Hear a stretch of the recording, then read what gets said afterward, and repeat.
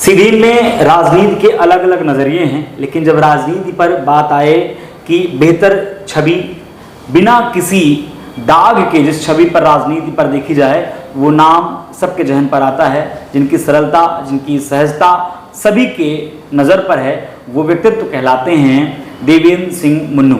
आज चर्चित की चर्चा और अपना बिंद की इस विशेष प्रस्तुति पर हमारे बीच में विशेष मेहमान पर हैं देवेंद्र सिंह मुन्नू भैया। हम अभिनंदन करते हैं देवेंद्र भैया आपका। और मैं सीधे सीधे राजनीति जो आपके लगभग 3 दशक हो चुके हैं राजनीति पर, उस राजनीति के साथ ही शुरुआत करूँगा। नगर पालिका आप अध्यक्ष रहे हैं, भारतीय जनता पार्टी से आप रहे हैं। लगभग 1993 पर आज आपने राजनीति की शुरुआत की थी और भारतीय जनता पार्टी से फिर कांग्रेस पर आना, वो लोगों के समझ में नहीं आया। देखिए क्या है, आप भी देखते होंगे वर्तमान जो पूरे देश की स्थिति जो है, आज जो भारतीय जनता पार्टी विचार और सिद्धांत की पार्टी थी, तो आज भारतीय जनता पार्टी की स्थिति पूरे देश में क्या है आप ये देखिए। हर दल के लोग, एक दिन पहले हमारे देश के प्रधानमंत्री जी कहते हैं कि एनसीपी ने 70,000 का घोटाला किया है, दूसरे दिन उनको भारतीय जनता पार्टी में उप मुख्यमंत्री बना दिया जाता है। तो हमने ये देखा कि जिस विचार से, जिस सिद्धांतों से प्रभावित होकर हम भारतीय जनता पार्टी में आए थे, क्योंकि जवानी तो भारतीय जनता पार्टी में बीती, अब तो हम लगभग 55-56 साल के हो गए, और संघर्ष था उस समय। हमको याद है हमारा एक पुराना होटल था, प्रिंस होटल, जितने बड़े का मतलब प्रदेश अध्यक्ष, राष्ट्रीय अध्यक्ष तक उस होटल में रुके। मतलब स्थिति ये, उस समय स्थिति ये थी कि भारतीय जनता पार्टी के पदाधिकारियों को सर्किट हाउस नहीं मिलता था। तब ना राष्ट्रीय अध्यक्ष माननीय सुषमा स्वराज जी 2 दिन रुकी थी, एक दिन पूरी रात रुकी थी, तो एक छोटे से होटल में। एक मतलब प्रदेश के अध्यक्ष, भारतीय जनता पार्टी के प्रदेश के अध्यक्ष उस समय नंद कुमार साय जी थे। नंद कुमार साय जी थे जो वर्तमान में कांग्रेस में चले गए हैं अभी। वो जब छत्तीसगढ़ और मध्य प्रदेश इकट्ठा, तब वहाँ 20 बाई 20 के कमरे में हमने मीटिंग कराई थी। 20 बाई 20 के इतने बड़े हाल में भारतीय जनता पार्टी के प्रदेश अध्यक्ष की मीटिंग होती है। तब सोच ली उस परिस्थिति में भारतीय जनता पार्टी के, पर जैसे जैसे भारतीय जनता, हम मध्य प्रदेश के चीफ मिनिस्टर को हम लोग मारुति 800 में शहडोल लेके गए, जब उस समय ना मतलब भारतीय जनता पार्टी के लोगों के पास गाड़ियां भी नहीं थी। मतलब हमारे पास भी 800 थी, एक भारत सिंह जी के पास थी, एक हमारे पास। तो दोनों लोग, लखीराम अग्रवाल जी और सुंदरलाल पटवा जी और कैलाश सारंग जी, तीनों लोगों को हम लोग चीफ मिनिस्टर 800 में यहाँ से शहडोल लेके गए। और जबकि शहडोल की सड़कें उस टाइम पे, हाँ, मतलब सरकार गिरने के बाद ये राम मंदिर का जो कांड हुआ था उसमें। तो पर देखिए, भारतीय जनता पार्टी आज बहुत बड़ा दल है, पर बड़े दल होने के बाद मतलब होते होते वो अपने सिद्धांत से सब रवैये बदल गए, सबके रवैये, सब सिर्फ सत्ता उद्देश्य है। तो हमने कहा जब सत्ता ही उद्देश्य है तो ठीक है, दूसरे दल में भी चले जाए, क्या करना है। जब आप भाजपा में, जैसे आप बता रहे हैं, लगभग 3 दशक पूर्व, उस समय सीधी की राजनीति पर नहीं बल्कि पूरे मध्य प्रदेश में कांग्रेस का बोलबाला था। बिल्कुल। और अगर सीधी की राजनीति की बात करें तो सभी के लगभग जितने राजनीति में आए हुए होंगे, या कांग्रेस में खासकर विशेष, तो सभी के प्रेरणा स्रोत लगभग कुंवर अर्जुन सिंह जी रहे होंगे। यकीनन हम लोग तो देखे भी नहीं हैं, लेकिन जो उनका लोग गुणगान करते हैं जिस तरीके से, तो ये माना जाता है कि कुंवर अर्जुन सिंह जी सभी के प्रेरणा स्रोत रहे होंगे। ऐसे में इधर इंद्रजीत कुमार जी रहे, ऐसे में भाजपा में जाना कितना मुश्किल रहा होगा। देखिए क्या है कि सत्ता कोई मतलब उद्देश्य सत्ता नहीं होती। अगर आपके विचार अलग है तो फिर सत्ता कोई मायने नहीं रखती। हम आपको एक बात बताएं, जब तक हम भारतीय जनता पार्टी में थे, ना तो हम कभी राहुल भैया से मिले, ना कुंवर साहब से मिले। जबकि दिल्ली में हम लोग जब जाते थे तो सीधी का नाम बताने में कोई नहीं जानता था, तो मजबूरी में हम लोगों को नाम बताना पड़ता था कि हम माननीय कुंवर साहब जी के जिले से हैं, सीधी जिले से हैं। बल्कि सिंगरौली को लोग जानते थे, पर सीधी को लोग नहीं जानते थे। हम आपको एक बात बताएं, स्वर्गीय जगन्नाथ सिंह जी आज नहीं है, उनको लोकसभा का टिकट मिलता है। उस समय की परिस्थिति बता रहे हैं हम आपको। लोकसभा की टिकट मिलने, माननीय भगवत शरण माथुर साहब, वो भी स्वर्गीय हो गए हैं, तो वो संगठन मंत्री थे। लोकसभा की टिकट मिलती है, उनके पास पैसा नहीं था, तो घर से हम बिना बताए 25,000 रुपये ले जाके उनको दिए थे उस समय, और 10,000 शमशेर कक्का एक डैनिया के हैं वो दिए थे, आज नहीं है स्वर्गीय जगन्नाथ सिंह जी। और कुल पार्टी ने 2 लाख रुपए दिया था लोकसभा चुनाव के लिए। 2 लाख रुपए में लोकसभा का चुनाव हुआ था। आज लोकसभा का चुनाव 2 लाख तो पंच का चुनाव नहीं होता है। जी। तो उस परिस्थिति में मतलब भारतीय जनता पार्टी के पास जब पैसा भी नहीं था लोग प्रत्याशियों को देने की, तब जीत भी गए थे उस बार। हमको लगता है कि 2-4 लाख रुपए में कुल चुनाव हुआ होगा लोकसभा का। तो वो सब परिस्थितियां हम लोग देखे। हम पिछली बार भी नगर पालिका के चुनाव, लोग कहते हैं पैसा वैसा, हम कुल हमारा जो बहुत, अब वो रकम बताना चूंकि कैमरे में ठीक नहीं, पर बहुत कम पैसा हमने खर्च किया था। इसलिए खर्च किया था, देखिए हमारे ऊपर भी दबाव था कि आप पैसा नहीं खर्च कर रहे।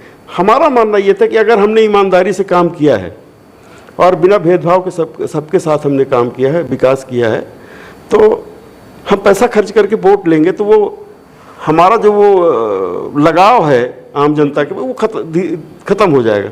तो हम कहते थे हार जाएंगे, हमको आजमाना है इस बार।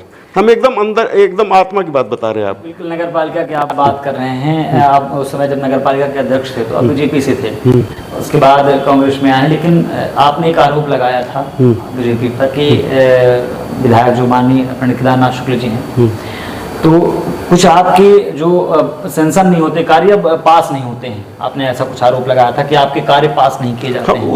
उसका उदाहरण दे रहे हैं हम आप। जी। हमने गोपाल दास रोड की दुर्गति आप अभी नहीं, हमने पिछले कार्यकाल में 2003-04 में उसको डामरीकरण कराया था। जी। फिर डामरीकरण कराने के बाद स्थिति, डामरीकरण के जानते हैं स्थिति बहुत खराब है भाई, 3-4 साल में खत्म हो जाती है सड़कें। फिर केसरी जी का कार्यकाल बीत गया, वो सड़क नहीं बनी, और इतने बड़े बड़े गड्ढे थे कि कांग्रेस बार बार आंदोलन करके और वहाँ रोपाई का काम करती थी। ये जो सड़क है मेन सड़क कलेक्ट्रेट वाली, इसमें सभी सीधी जिले के पत्रकार, समाज सेवी, सब लोगों ने अपने से मिट्टी और गिट्टी डाली थी। तो हमने इसके लिए प्रयास किया, उसमें विशेष गढ़पाले साहब कलेक्टर थे, हमने प्रयास किया। उसमें माननीय शुक्ला जी, जो राजेंद्र शुक्ला जी हैं, चूँकि राजेंद्र शुक्ला जी जब हम पहली बार अध्यक्ष थे तब पहली बार वो विधायक बने थे, तो हमारे व्यक्तिगत उसके पहले के संबंध थे। तो चूँकि माथुर साहब उनको भी मानते थे, हमको भी मानते थे, इसलिए हमारा खूब परिचय था। उनसे हम जाके बोले कि आप रीवा का तो सब काम करवाते हैं, सीधी का भी कुछ कराइए।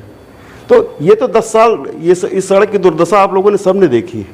तो अगर इस सड़क को बनवाना था तो देवेंद्र सिंह के पहले भी बन सकती थी। समाज सेवियों को और पत्रकारों को गड्ढे भरने की जरूरत न पड़ती।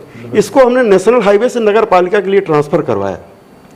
जब नगर पालिका में ट्रांसफ़र हो जाती है सड़क, फिर यहाँ से 32 करोड़ का 37 करोड़ का लगभग प्रोजेक्ट बन के वहाँ उसका हमने पूरा प्रोजेक्ट बनाया, चला गया। फिर वो झगड़ा शुरू हुआ कि एजेंसी नगर पालिका नहीं होनी चाहिए। हमने कहा काम होना चाहिए, एजेंसी नगर पालिका हो, पीडब्ल्यूडी हो, नेशनल हाईवे हो, इससे मतलब नहीं। पर नेशनल हाईवे को हमने नगर पालिका में ट्रांसफ़र करवा लिया था सर। नेशनल हाईवे से ट्रांसफ़र होना मामूली बात नहीं है। चूँकि चुरहट की सड़क, आप इतने बड़े बड़े नेता थे वहाँ, अब वहाँ की सड़क ट्रांसफ़र नहीं हुई, वो भी सड़क चुरहट बाजार से गुजरती थी। हमने इसके लिए प्रयास किया, मुख्यमंत्री जी ने इस रोड को स्वीकृत किया, और गोपाल दास रोड हमने टेंडर करवाया। टेंडर करवाने के बाद 1 साल तक वो टेंडर ना मंजूर हुआ ना कैंसिल हुआ। मतलब कोई प्रक्रिया होती है कि भाई अगर हम टेंडर हमने करवा दिया, चूंकि वो शासन स्तर से मंजूर होना था, तो शासन के पास गया तो 1 साल तक वो पड़ा रहा। हम बार बार लोगों के पास मिलते रहे। अंत में मुख्यमंत्री जी से हमने कहा कि भाई अगर नहीं करवाना है काम तो कैंसिल कर दीजिए, दूसरा टेंडर करवाइए। फिर दूसरा टेंडर हुआ, ठेकेदार हो गया, अच्छे ठेकेदार नहीं मिले कि टाइम से काम करें। अभी भी मतलब थोड़ी बहुत उसमें काम बाकी रह गया, पर अपना काम करने का तरीका अलग था। अपना ये कहना था कि भाई आप लोग काम अच्छा करिए। अच्छे करने में थोड़ा सा देखिए रुकावटें तो आती हैं। देखिए कोई भी बात अगर आप अपने हिसाब से करेंगे और चाहेंगे कि ईमानदारी से काम हो, तो निश्चित रूप से चूँकि आज जो व्यवस्थाएं हैं तो व्यवस्था के खिलाफ हो जाता है। आज सीधी की स्थिति आप देखिए, मतलब पता नहीं कैसे कहते हैं लोग कि 50% कमी। स्थिति ये है कि आप अगर सीधी में 20 बाई 20 का प्लाट कहीं खरीद लिए तो 10,000 रुपये के बिना आपका नामांतरण नहीं होगा।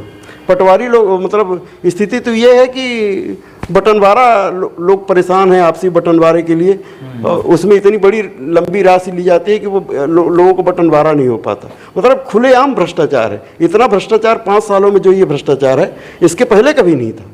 मतलब इतना दाम बढ़ गया है हर चीज। भाई पहले भी काम होते थे, लोगों के नामांतरण होते थे, बंटवारे होते थे, तो अपने से आदमी खुश होकर जो दे देता था इनाम पटवारी को, वो ले लेते थे, काम कर देते थे। एक छोटी सी बात यहाँ से कि फिर भाजपा से अब कांग्रेस में है, क्योंकि मैं धीरे धीरे मुद्दों पर आ रहा हूँ, तो यहाँ से एक छोटी सी बात समझ में आ रही है कि आप भाजपा से नाराज थे कि विधायक जी से नाराज थे जब आपने कांग्रेस में अपनी जगह बनाई? जब हम काम करने का हमको मौका मिला और काम टाइम से नहीं हो पा रहे थे, तो इसकी शिकायत हम ऊपर नेताओं से करते थे, पर नेता लोगों ने बहुत ध्यान नहीं दिया। हमारा छोटा पद था, तो हमने कहा चलो नहीं, हम अलग हो रहे हैं। अब कांग्रेस नगर पालिका में है जी, और जहाँ तक बार बार जो आरोप लग रहे हैं नगर पालिका में कि लोग आपस में ही नहीं सुन रहे हैं, तो आपके संबंधी भी, आपके घर के भी उस सदस्य हैं नगर पालिका के पार्षद के रूप में हैं, तो वर्तमान की परिस्थिति को और अपने कार्यकाल को आप किस नज़रिए से देखते हैं? देखिए क्या है, एक समस्या तो आ रही है जो हमने भी, हम एक छोटी सी बात बता रहे हैं आप। भाई अगर आप किसी को अंतोष्टि सहायता देते हैं 5,000 रुपये, तो उसको 13 दिन के अंदर तो मिल जाना चाहिए। बिल्कुल 13 दिन के अंदर। हाँ, अगर हम उसको 4-4, 5-5 महीने में हम खुद उसका, मतलब उसके खुद गवाह हैं। हाँ। कहा कि हमने खुद उसके आवेदन दिलवाए थे 4-5, हमारे वार्ड के कुछ लोग आदिवासियों की मृत्यु हो गई थी, तो अंतोष्टि सहायता में 5-5 महीने, हमने सीएमओ से भी बोला। तो कुछ ना कुछ तो ये देखिए है कि क्या है कि सरकार भाजपा की है, सीएमओ सरकार पोस्ट करती है, और सीएमओ लोग उतनी गंभीरता से हाँ नहीं ध्यान, भाई छोटी मतलब फाइलों में दस्तखत नहीं करते हैं। ये लोग चिल्लाते हुए हैं, क्या करेंगे? वो नगर पालिका 2 उसमें फंस गई है। भाई नगर पालिका भी एक स्थानीय सरकार है और प्रदेश में भाजपा की सरकार है। अब आप कांग्रेस पर हैं, और जहाँ तक लोगों के मन में, जहन में जो बात आ रही है कि कांग्रेस की सरकार आ रही है, कितना सत्य कितना अफवाह, ये तो 2 से 3 महीने बाद सभी के सामने होगा। लेकिन अब सत्ता परिवर्तन अगर होता है और सीधी में भी लोग बार बार टिकट की दावेदारी कर रहे हैं, उनमें से एक व्यक्तित्व के रूप में आप भी जाने जाते हैं, तो आपकी कितनी दावेदारी है?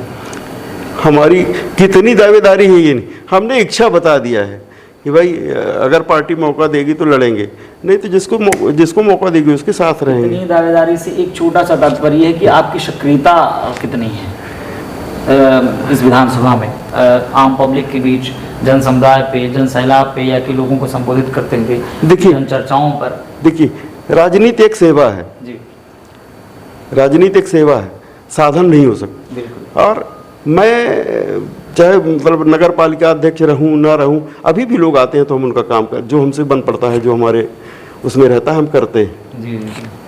तो वो तो समाज सेवा है, समाज सेवा ही राजनीति है, मेरा व्यक्तिगत मानना ये। तो नगर पालिका के अंदर ये तो ठीक हो गया, बाकी विधानसभा क्षेत्र की बात करें, खेल कूद में जाते रहते हैं युवाओं के बीच में, और वहाँ लोगों की समस्याएं पूछते हैं, फिर जो कुछ बन पड़ता है करते भी हैं। एक फैक्टर, कई सवाल भी लोगों के थे, चूंकि हमारी जो कचहरी चलती है उसमें भी सवाल आते हैं, वो सवाल मैं ज़रूर आपसे पूछना चाहूँगा कि वर्ग विशेष की जो जातिगत राजनीति होती है, सीधी में विशेष है। हालांकि राजनीति हर जगह जातिगत देखी जाती है, लेकिन सीधी में विशेष है। सीधी को कहते हैं कि बैलेंस करने के हिसाब से यहाँ टिकट दिए जाते हैं। ऐसे में दावेदारी क्षत्रिय वर्ग को अलग कटघरे पे नापा जाता है, एक अलग पैमाने पे नापा जाता है, ब्राह्मण वर्ग को अलग पैमाने पर नापा जाता है। ऐसे में क्या कभी विरोधात्मक कार्यवाही की गई कि नहीं, ऐसा नहीं होना चाहिए? देखिए ऐसा है अंचित भाई, मैं तो इस मामले में ये मानता हूँ कि राजनीति सिर्फ समाज को तोड़ने का काम करती है, मेरा व्यक्तिगत मानना है। लोग माने ना माने उसकी बात हम नहीं कहें। देखिए जब हमारा स्वार्थ होगा तब हम क्षत्रिय की बात करेंगे, आप ब्राह्मण की बात करेंगे। जब वो स्वार्थ खत्म हो जाएगा तब हम भाई भाई हो जाएंगे, दोस्त हो जाएंगे। देखिए आरोप लगने को, हमारे ऊपर भी आरोप लगाते होंगे, क्षत्रिय हैं, फलाना है, क्षत्रियों की बात करते, पर हमारे यहाँ 20-20, 25-25 साल से मुख्य काम जो देख रहे हैं सब ब्राह्मण हैं। सुरेंद्र मणि देखते हैं, उधर वाला वो ब्राह्मण है, तिवारी देखते हैं, कुबरी वाले ये 25 साल से हमारे पास 25-30 साल से लोग हैं। एक कृषर में डूबे रहते हैं, वो देखते हैं। तो देखिए ये जाति वाति कुछ नहीं है, ये जात तो अपने स्वार्थ के लिए आदमी मुद्दा ढूंढता है। राजनीति, सिर्फ राजनीति, सिर्फ और सिर्फ राजनीति। यही शब्द का इस्तेमाल किया इसलिए हमने कि राजनीतिक तौर पर सीधी को सिर्फ जातिगत बांटा जाता है। उस पर फिर क्या टिप्पणी करेंगे आप? मैं तो ये मानता हूँ कि जिस पार्टी सर्वे के आधार पर प्रत्याशी का चयन करना चाहिए, जाति कोई किसी जात के आधार पर किसी को पार्टी टिकट नहीं किसी पार्टी को टिकट नहीं देना चाहिए। पर भारतीय जनता पार्टी ने सांसद भी, विधायक भी सभी एक वर्ग को दे दिया। बिल्कुल वही मुद्दे पर आ रहे हैं। सभी एक वर्ग को दे दिया, पर भारतीय जनता पार्टी को लगा होगा कि हमारे कैंडिडेट जीत सकते हैं तो दे दिया। एक अभी विगत दिनों के एपिसोड में हमारे कचहरी, हमारे कार्यक्रम में ही एक सज्जन ने, आम पब्लिक उसमें सवाल करती है, हमारा जो प्रारूप है उसमें एक सज्जन, एक व्यक्ति ने सवाल किया था कमलेश्वर द्विवेदी जी से कि भारतीय जनता पार्टी जितने भी विधानसभा हैं जो अनारक्षित हैं उसमें सभी में ब्राह्मण हैं। पिछले चुनाव की अगर बात करें, बहादुर सिंह चंदेल जी को छोड़ के विश्वामित्र पाठक इसके पहले दिया था, एक बार फिर से कयास लगाया जा रहे हैं। तो टोटल ब्राह्मण चल रहे हैं। और अगर कांग्रेस की बात करें तो राहुल भैया जी हैं चुराट से, फिर कमलेश्वर पटेल जी हैं जो पिछड़ा वर्ग से हैं और क्षत्रिय हैं, इधर आरक्षित सीट है दोनों। तो बैलेंस करने के हिसाब से देखा जाएगा सीधी को इस बार भी, क्योंकि आप देखिए आपकी जो छवि है, आप व्यक्तिगत साक्षात्कार है, जो आपकी छवि है निश्चित ही बेदाग छवि है। जब भी हम चर्चा करते हैं राजनीति पे आपका नाम आता है तो बेदाग स्वच्छ छवि की राजनीति में अगर किसी का नाम व्यक्तित्व में आता है तो आपका नाम आता है। तब मैं आपसे जानना चाहूँगा कि सिर्फ आज भी, ये सवाल मैंने राहुल भैया से पूछा था, मैं आपको बता दूं कि ये स्पष्ट सवाल था कि सीधी को बार बार बैलेंस क्यों किया जाता है। और ये सिर्फ इसीलिए, आपने अभी ब्राह्मण क्षत्रिय की बात की, आप क्षत्रिय हम ब्राह्मण हैं, लेकिन फिर भी मैंने इसका विरोध किया था कि जातिगत पर नहीं देना चाहिए टिकट, कार्य के आधार पर देना चाहिए। कार्य के आधार ये चूंकि राहुल भैया या कि कमलेश्वर पटेल जी यहाँ के शीर्ष नेतृत्व कहलाते हैं, तो ये सवाल मैंने राहुल भैया से किया था कि बार बार क्यों सीधी को बैलेंस किया जाता है मात्र जाति के आधार पर, सर्वे के आधार पर क्यों नहीं? तो इस पर आपकी फिर क्या टिप्पणी होगी कि ऐसा क्यों आखिर होता है? अब देखिए, पुरानी बातों को तो पुरानी बातों के बारे में हम कांग्रेस के बारे में बता नहीं, हम तो अभी 4-5 साल हुआ है। 3 बार लगातार कमलेश्वर द्विवेदी जी का हारना और उसके बाद बार बार रिपीट करना, ये कहीं ना कहीं तो सोच का विषय है। देखिए, पिछली बार तो उनको टिकट दिया गया था जो द्विवेदी जी को, किसी न किसी चूक की वजह से उस बार वो चुनाव 2000 वोटों से हार गए थे। तो पार्टी का ये हमारा मतलब मेरा व्यक्तिगत मानना है, पार्टी ने ये विचार किया होगा कि भाई 2000 वोटों से चुनाव हारे थे, इस बार चुनाव जीत जाएंगे, इसलिए दिया गया था। और अब इस बार तो हमको लगता है कि पार्टी सर्वे के आधार पर सरकार बनाना है, तो इस बार जातीय समीकरण अगर यहाँ पिछड़े वर्ग नहीं, अगर पिछड़ा वर्ग कोई यहाँ से जीत सकता है तो हमको तो ऐसा लगता है कि पिछड़ा वर्ग को भी देना चाहिए। अब अगर किसी को भी ऐसे मिलता है टिकट, या अगर आपको नहीं मिलता, किसी और व्यक्ति को मिलता है, तो आपकी सहभागिता कितनी रहेगी? पूरी। अब इस उम्र में कुछ नहीं करना है, इस उम्र में जिसको मिल जाएगा उसी के साथ काम करेंगे। और अगर आपको टिकट आप पर विश्वास होता है तो फिर एक आखिरी तौर पर हमें जानना चाहेंगे किन मुद्दों पर आप चुनाव लड़ेंगे, क्या विशेष मुद्दे होंगे जहां से आप लोगों को अपनी ओर आकर्षित करेंगे, प्रभावित कर सकेंगे? सिर्फ और सिर्फ विकास। और विकास के पैमाने विकास कैसे हो? देखिए, आपको एक बात बताएं जी, विकास, हमारे सांसद थे, हमारे विधायक थे, पर भारतीय जनता पार्टी ने सीधी को उपेक्षित किया। सब कुछ होने के बाद सीधी को क्या मिला? आपको एक उदाहरण बता रहे हैं, हम एकदम अनुभव भी बता रहे हैं। जी जी। हमारा बगल में प्रिंस होटल है, उसमें 44 कमरे थे। सीधी सिंगरौली जब इकट्ठा था तो उसमें एडवांस बुकिंग होती थी, मतलब एडवांस बुकिंग होती थी तब लोगों को कमरे मिलते थे। उसके व्यापार कारण हमने ये होटल बनाया, पर इसको बनाते बनाते सिंगरौली जिला अलग हो गया जी। सीधी में खेती के अलावा क्या है आप बताइए? और जो खेती की स्थिति है, खेती चाहे वो प्रधानमंत्री जी कहें कि हम लाभ का धंधा बना देंगे, चाहे शिवराज सिंह जी कहें, खेती मैं करता हूँ और रुचि के साथ करता हूँ। आज भी हमारी खेती में रुचि है, हम गौपालन में भी ध्यान देते हैं। हमारे पास 20 गाय हैं, हम सुबह 1-2 घंटा जरूर उनके पास रहते हैं और शाम को 1-2 घंटा जरूर खेत जाते हैं। जी। कहीं ना कहीं खेत हम जरूर जाएंगे तो वहाँ हमारा मन बदल जाता है, इसलिए जाते हैं, शांति मिलती है। तो सीधी में है क्या? सीधी के लिए देखिए क्या है, आपको एक बात बताएं, सीधी से टिकरी रोड सिंगल रोड है। किसी दिन ऐसा अखबार में नहीं रहता कि किसी न किसी व्यक्ति की मृत्यु नहीं ये हुई। सवाल भी मैंने टेकाम से किया था। तो नहीं, वो सीधी से भी ये सवाल है। बिल्कुल बिल्कुल।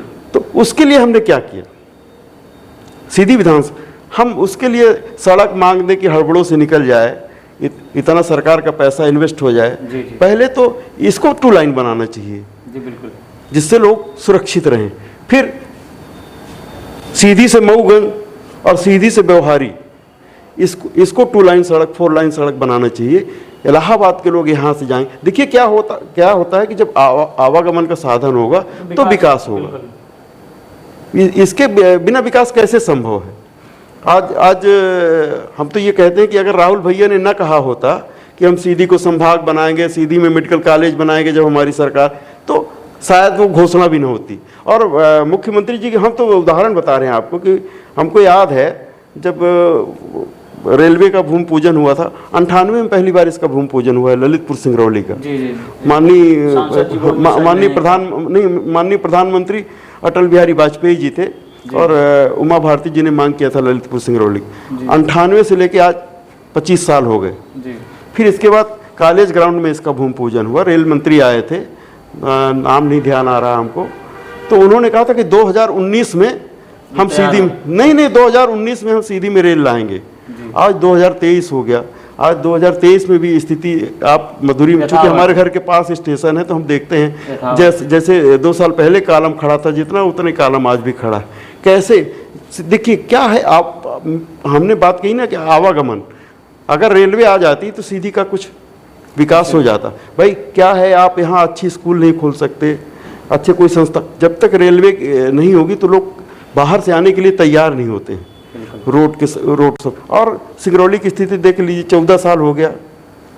और माननीय गडकरी जी ने कहा है कि मध्य प्रदेश शासन की उदासीनता के कारण ये सड़क नहीं बन पा रही।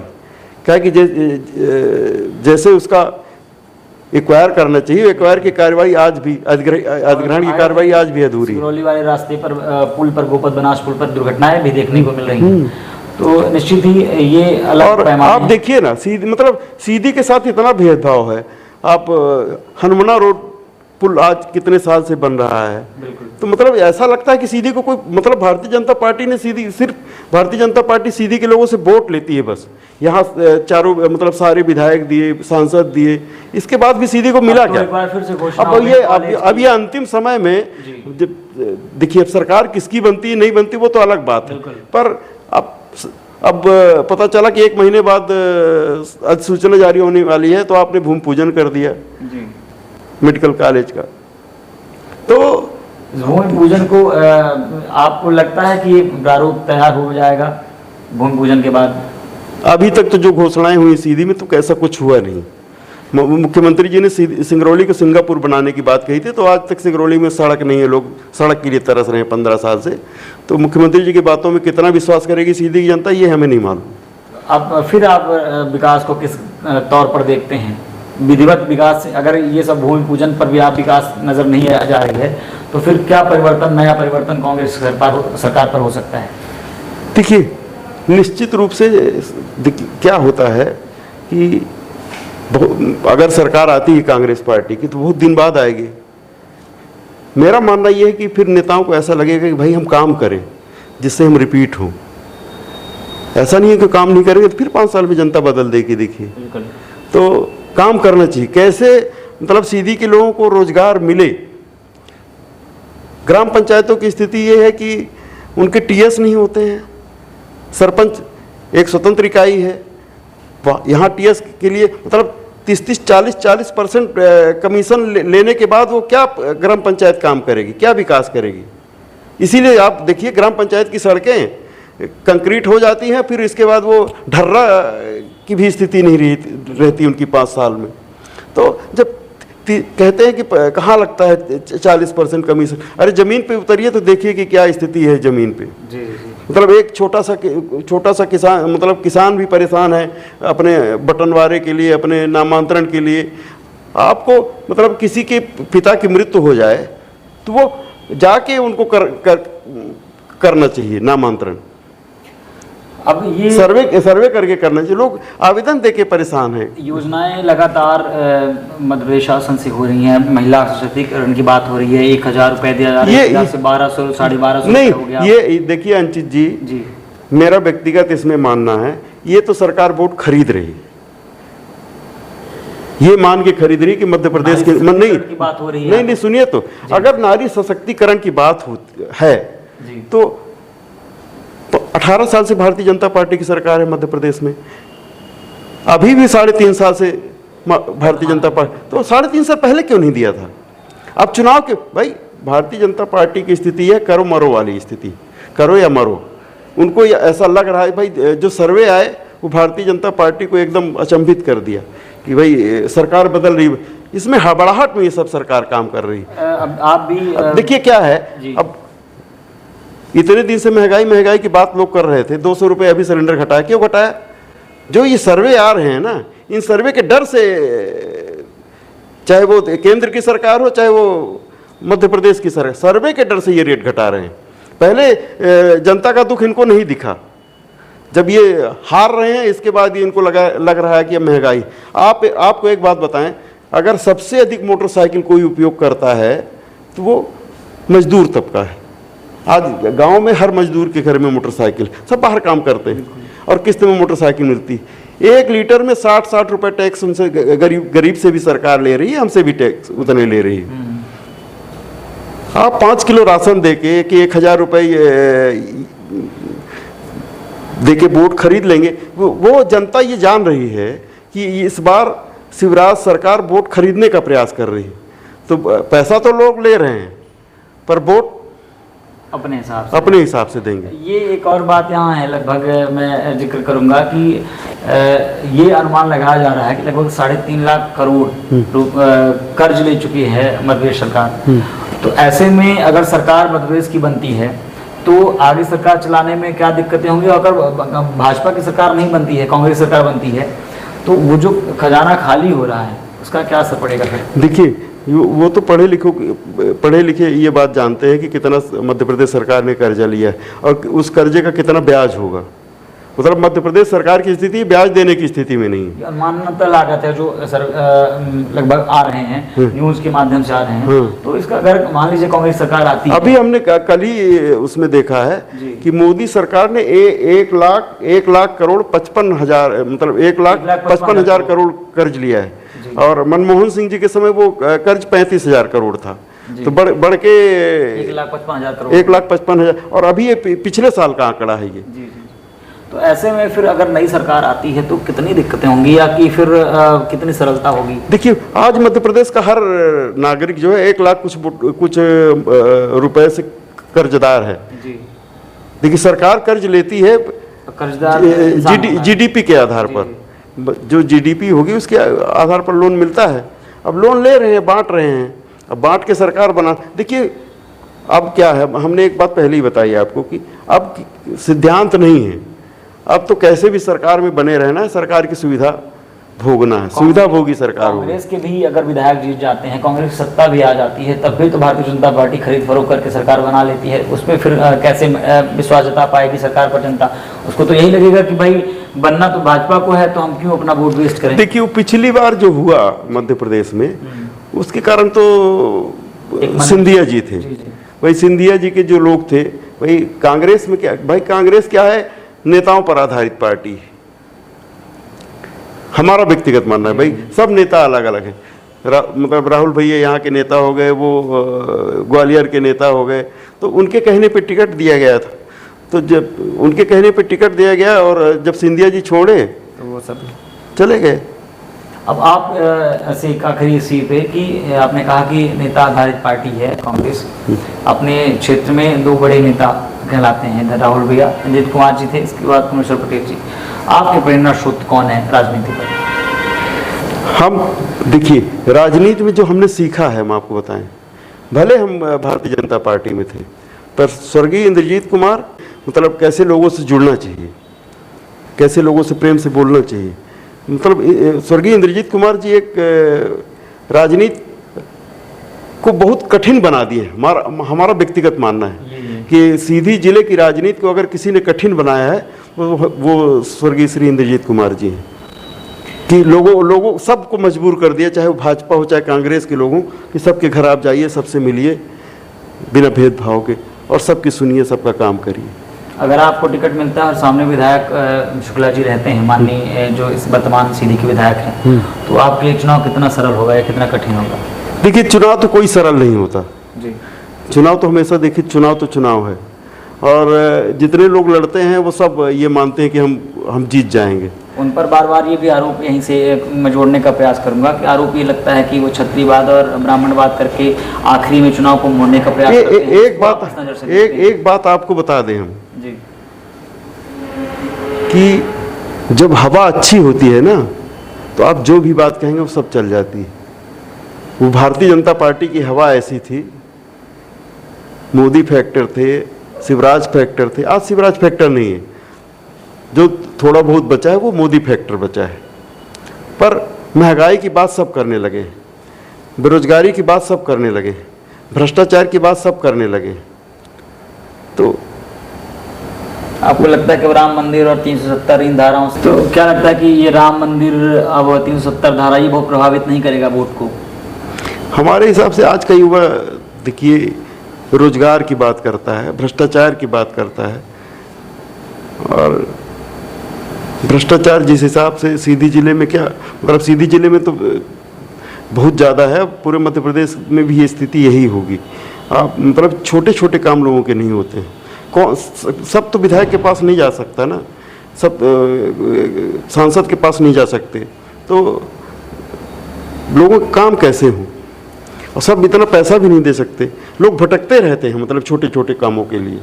सीधी में ये भी कहते हैं, सीधी खासकर कि अगर विधायक जी को कोई अगर मात दे सकता है या कि एक बेहतर चुनाव जिनसे लड़ा जा सकता है वो एक ही वर्ग हो सकता है, विशेष वर्ग की बात की जाती है, तो उसमें फिर कहाँ से आप मानते हैं कि सरल विशेष नहीं हो सकता है या कि कठिन कितना आपका चुनाव हो सकता है? एक बात आपको बताएं, हम मैं विशेष वर्ग की सीधे सीधे बात कर दूं, ब्राह्मण कहते हैं लोग कि अगर ब्राह्मण का चुनाव ब्राह्मण से होगा तभी बेहतर हो सकता है चुनाव सीधी का। एक बात हम पहले ही बताया आपको, ये किसी भी दल को ये मान के नहीं चलना चाहिए कि यही वर्ग है कि जीत सकता है, यही वर्ग हरा सकता है किसी। मेरा ये इसमें व्यक्तिगत मानना बिल्कुल अलग है। देखिए, आप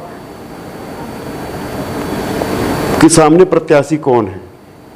भाई द्विवेदी जी, देखिए द्विवेदी जी की छवि में कोई दाग नहीं है, बिल्कुल नापाक व्यक्तित्व है। चुनाव हारना जीतना अलग मापदंड है। देखिए, चुनाव तो फूलन देवी जीत गई थी, चुनाव तो फूलन देवी के आप क्या मानेंगे? फूलन देवी की छवि बहुत अच्छी है क्या? जी। तो चुनाव अलग, मेरा व्यक्तिगत मानना है कि चुनाव अलग दृष्टिकोण से अलग हिसाब से चुनाव होते हैं। और देखिए, जब फैक्टर होते हैं ना, किसी को भी चुनाव, किसी को भी टिकट मिल जाएगी, कोई भी जीतेगा। जब भारतीय जनता, आपको एक बात बताएं, हमने सुना है कांग्रेस का कभी वो समय था कि यहाँ कोई सांसद चुनाव लड़े थे तो हेलीकॉप्टर से, हवाई जहाज से पर्चे बांट दिए थे और चुनाव जीत के चले गए थे। वो भी कांग्रेस, मतलब उस समय कांग्रेस की स्थिति ये थी। आज जो भारतीय जनता पार्टी की है, पहले, आज के पहले तक जो थी, वो उससे ज़्यादा अच्छी थी कांग्रेस की थी। कोई भी मतलब किसी को जिसको मर्जी पड़े उसको मतलब कांग्रेस में ये संस्कृत हो गई थी कि भोपाल का आदमी सीधी से आके चुनाव, मतलब उदाहरण, मतलब सतना में कोई चुनाव लड़ रहा बाहर का आदमी, रीवा में कोई बाहर का आदमी लड़ रहा, सीधी लोकसभा से। लोग कहते हैं कि एक कोई उद्योगपति चुनाव लड़े थे कांग्रेस से, वो पर्चे गिरा दिए थे और चुनाव जीत के चले गए थे, सांसद बन गए थे। सुनिए बात, अब कितना सच्चाई कितना झूठ तो हम नहीं जानते, क्या कि हमने देखा नहीं। पर ये बात सुना, मतलब हमने सुना था कि एक बार ऐसा हुआ था सीधी में। तो ये तो देखिए, ये पार्टी का माहौल है, व्यक्ति और पार्टी। आज भारतीय जनता पार्टी, आप एक बात बताएं आपको, यही कैंडिडेट दूसरे दलों से लड़े, सबकी लोकप्रियता जमीन पे आ जाएगी। भारतीय जनता पार्टी को माइनस करके जितने लोग लोकप्रिय हैं, भारतीय जनता पार्टी के हैं कुल मिला के बिल्कुल 90%। अगर किसी को 50,000 वोट मिल रहे हैं तो 40,000 वोट भारतीय जनता पार्टी के। मैं भी भारतीय जनता पार्टी में, मैं जानता हूं। अगर किसी को इसका एहसास हो और अपनी ताकत, वो मानता हूं कि मैं ताकतवर हूं, मैं जो चाहूँगा लड़े, पता चल जाएगा सबको। बहुत बहुत धन्यवाद, आपने समय दिया। और निश्चित ही जो उम्मीद थी और लोगों का जो कहना था कि आपकी जो छवि है वो स्वच्छ छवि है, एक बेहतर उद्यमी के रूप में जाने जाते हैं आप। और निश्चित ही एक नई शुभकामनाओं के साथ, नई ऊर्जाओं के साथ हम अपना विंध्य की ओर से शुभकामनाएं देते हैं आपको। आपका भी हमारे प्रतिष्ठान में बहुत बहुत स्वागत है। मैं एक छोटा सा आदमी, न कोई पदाधिकारी कांग्रेस का, न मतलब एक साधारण सा कार्यकर्ता हूँ, और इसकी हमारे लिए आपने इतना समय निकाला उसके लिए बहुत बहुत धन्यवाद। धन्यवाद।